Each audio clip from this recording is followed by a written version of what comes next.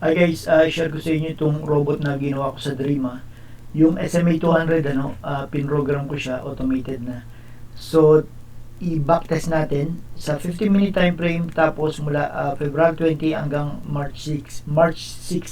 So, 15 days lang testing natin, and then deposit 5,000. Tapos 1:100 lang. Normally kasi sa mga prop firm, mababa lang yung leverage hanggang 100 lang. Okay, so ito yung settings niya. Every 5,000, 0.05 lang yung lot size, tapos stop loss niya 80, and then every 2,000 na move niya, magti-trail na siya. Yan. Tapos pwede nyo siya i-off kung anong araw nyo gusto siya huwag patakbuhin. And then kapag medyo may fear kayo sa New York session, pwede nyo rin i-off siya.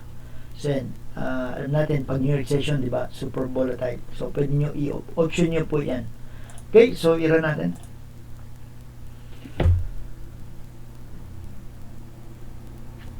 Sana natakbo ba? Ito. So ito guys, kapag ginawa yung moving average 200, mag-open siya buy or sell, pending order. Then kung saan punta yung price, yung market, yun. Magano siya, dun siya, i-close niya yung isa, tapos magsiset siya ng stop loss. Tapos magti-trailing. May trailing dito guys. Tingnan natin. Yan. So, trail niya. Ayan.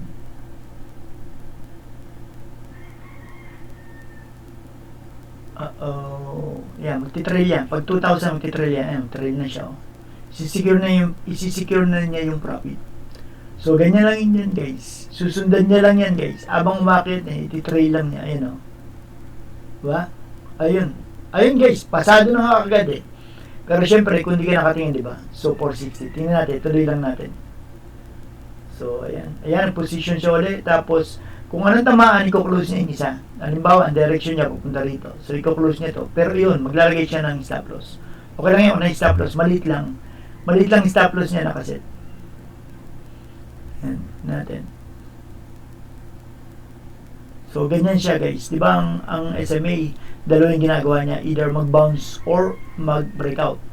So, ang ginawa ko na lang, kung saan punta yung price, dun siya magpo-position. Ayan, katulad niya, kung akit siya, no? Kuklose niya to. Tapos maglalagay siya ng stop loss. Ayan, kung babagsak naman, kuklose niya yan. Tapos basta may stop loss. Basta sobrang liit lang yung stop loss niyan, walang kabagay-bagay kung may stop loss. Ang hinahabol natin dito is kapag umahay na yung market sa atin. Katulad kanina, di ba? Pero nasiset naman ng stop loss niyan, kayo yung pwede magano, pwede niya taasan ng stop loss. Ayan. So, tingnan natin. May stop loss lang siya, no? Ay, dumiretso. Tingnan natin. Pero yung kanina, di ba? Ayan. Diretso. Pag nagdiretso ito, magti-trail ito. Hindi dumiretso. Ayan.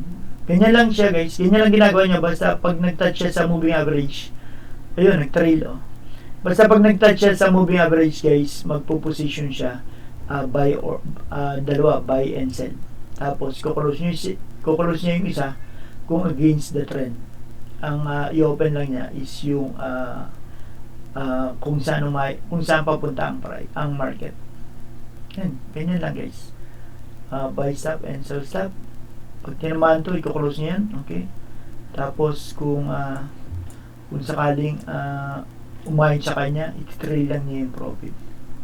Ganyan lang siya guys. Importante rito, automated na siya. Hindi mo naabangan na mag-touch. Hindi mo naabangan na mag-touch automated na siya. Ayan. Pagka gusto nyo guys, unang bagsak nito 2,500 kasi backtesting pa lang wala pang forward testing, wala pang live, di pa virgin guys, bago pa lang. Syempre katulad nung aking 15 months old, magkano siya ngayon? 30,000. So pagka nagkaroon na to ng portfolio, hindi nyo na makuha to ng 2,500. So yung mga risk taker dyan, gusto ng robot na to 425 guys. Yun. Tapos kayo na lang mag-live, mag-test sa live. Ganyan siya. Ano siya sa sa tawag doon? Sa backtesting, okay naman, pasado siya. Tingnan natin hanggang March end position ulit. Tingnan natin hanggang March 6.